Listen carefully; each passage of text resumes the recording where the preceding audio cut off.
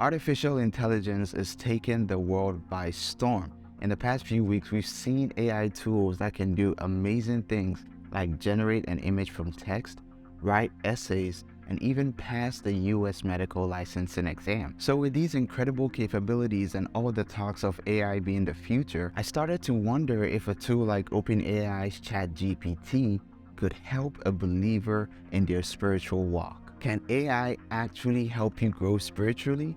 We're gonna find out in this video. What's up friends, Jeremiah here, and before we begin, I need to preface this with a warning. ChatGPT is a tool. It's a robot that's been trained on all kinds of information, but it's not the Holy Spirit. Now, it can be useful, but I've also been reports of it spitting out the wrong kinds of information, and because it's only trained on information up to 2021, it's behind on some things. And even in secular topics, it's not 100% trustworthy, so use it with discretion. Okay, now let's begin. Let's begin by launching ChatGPT. And under we're logged in, we're gonna begin by giving it a few prompts. So let's see, hello. I don't know, even though it's a robot, it feels weird to not offer a greeting first. It feels impolite. So it says, hello, how can I help you today? So let's see, help me grow spiritually. Okay, it's generating. Okay, and it's done. And it says growing spiritually can involve several practices, including meditation and mindfulness. Okay, prayer and reflection, reading spiritual text, service to others, community. Now, it's very broad in the recommendations for spiritual growth. There's elements of New Age and Buddhist, and it's just broadly giving you spiritual practices like meditation and mindfulness. That's another problem with ChatGPT is you have to be very specific in the prompts that you give it so that it can generate the best response for you. But again, use discretion and take everything with a grain of salt. So let's change up our prompt and instead say, how can I become a mature Christian? Okay, after an eternity, it says, becoming a mature Christian involves ongoing growth and development in your faith. Here are some steps that may help. Read and study the Bible, okay? Pray regularly, attend church regularly, serve others, cultivate a strong personal relationship with Jesus. Now, I think that should have been number one. Seek guidance and accountability from mature Christians, and live a life of obedience to God. So this is pretty good. It even has the theme of the channel here that cultivating a strong personal relationship with Jesus involves growing in your knowledge and understanding of who Jesus is and what he accomplished through his death and resurrection. Now, that would preach. That's good. So this is a general plan for how to mature as a Christian. Let's see if we can ask it some deep theological and doctrinal questions. Let's say, explain the Trinity. Well, there's a network error. I think the network is clogged right now, so we're gonna try and refresh it. It says we're experiencing exceptionally high demand. Please hang tight as we work on scaling our systems. Okay, so let's ask it again. Explain the Trinity. Okay, it says the Trinity is a central doctrine that describes the three persons of the one Godhead, the Father, the Son, and the Holy Spirit. These three persons are co-equal and co-eternal, and they form one single divine being. The concept of the Trinity is central to the Christian faith. That's not really explaining it though. I want, it gave, in its previous response before the network shut down, it had what I think is a better response, but I don't think we can get to that now. Explain further. Nice. Okay, so the doctrine of the Trinity is a way of understanding the nature of God as three persons in one being, distinct role and function, yet they are all fully and equally God. That's good. Father is the creator of all things. The Son is the savior of humanity. The Holy Spirit is the comforter and guide. I don't know if humanity, but empowering believers to live a life that's pleasing to God. Awesome. Concept of the Trinity can be challenging to understand. We know that. And it is often described as a mystery.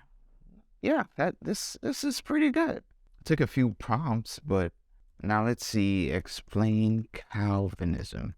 And it spits out a pretty good summary of Calvinism. It leaves out tulip, but it's pretty broad, pretty general, but it's still some good information. I'm pretty sure if you give it better prompts, you would get better answers. But let's see if it believes in Calvinism. Is Calvinism true? Okay, so it says it doesn't have personal beliefs or opinions. Some Christians believe that Calvinism is true, some don't, and it's up to the individual interpretation of the believer. So that's good. You need to know what you believe and why you believe it. And so studying the word for yourself is important. And we'll talk about Calvinism in another video. Finally, let's ask it, what does it mean to be born again? I'm looking for one word: faith or believing in Christ. Okay, it says being born again is a term used in Christianity to describe a spiritual transformation. Person must have a personal experience with Jesus Christ, spiritual rebirth, or a new beginning in their relationship with God. I don't see anything about believing in Christ for this. I just see experiences and having a spiritual rebirth. But how does that happen? Deep understanding of the love of grace is accompanied by that, okay, but it's not caused by that. Seen as a turning point in a person's life where they leave behind your old ways of living. And the experience can vary from person to person. Okay, so it's not giving me the believe in Christ, this is how it happens. Maybe I should ask, how do we get born again? How do we get born again? There we go. Okay. So there's some good and bad things in here. It says being born again is a spiritual transformation, and it occurs when a person confesses their sins, repents, and places their faith in Jesus Christ as their Lord and Savior. And then it says the process involves recognition of sin, repentance, and it defines repentance as turning away from their sins and turning towards God. But we know that the New Testament definition of repentance is a change of mind from unbelief to belief in Jesus, from I'm not a sinner, I don't need God, to I'm a sinner, Lord save me. That's the definition, the New Testament definition of repentance. It's not just turning away from your sin, because if you don't sin anymore, but you don't believe in Christ, you're not saved. Then it says faith in Christ Jesus. So it separates repentance from faith in Jesus. And then confession, publicly declaring that you're a follower of Christ. Now that's great, but being born again, being saved, means that you place your faith in Jesus. But down here it says it's important to know that being born again is not just a one-time event, but it is. Just like you're born from your parents one time, you're spiritually reborn one time. And yes, the rest of your Christian life is spent being conformed to the image of Christ, but the actual new birth is a one-time event. So not the best source for deep theological and doctrinal issues and questions, but let's see if we can find another way to use it as a resource. Give a detailed summary of Genesis. All right, there we go. Genesis is the first book of the Bible, lays the foundation for the rest of the Old Testament. Okay, so creation, Garden of Eden, first sin and its consequences, the development of human civilization, okay, Tower of Babel, descendants that will eventually come to Jesus Christ, God's interactions with humanity, and the patriarchs. Yeah, that's good. That's a pretty good summary of Genesis, I would say. Let's do one more. Summarize Paul's letter to the Galatians. Paul's letter to the Galatians is a New Testament epistle, okay, written to a group of early Christian communities in the region of Galatia. Gives you the estimated date of the writing of the letter to the Galatians. It says the main theme is the idea that salvation and righteousness are not obtained through obedience to the Jewish law, but through faith in Jesus Christ. That's good. That is good. And I think all of this, even the issues that Paul addresses, he emphasizes the importance of grace and freedom that comes with being a Christian as opposed to being enslaved to the law. This is good. This is good. Okay, so as a resource for summarizing biblical text, it seems to be pretty okay. What about sources outside the Bible? So like books, let's see. Give me some good apologetics books.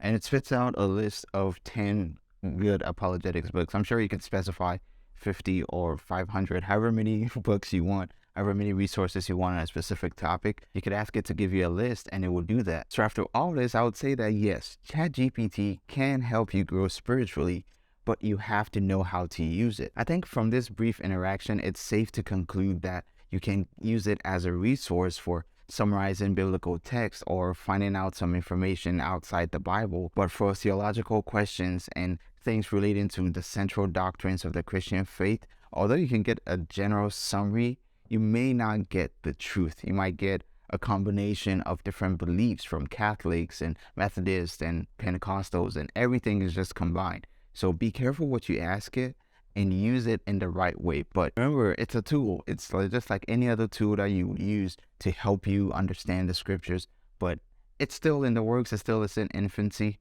Just be careful how you use it and you should be fine. Since we're talking about AI, I'll let the YouTube algorithm decide what video it thinks you should watch next. So click or tap your screen right here to check it out, and I'll see you next time. God bless you.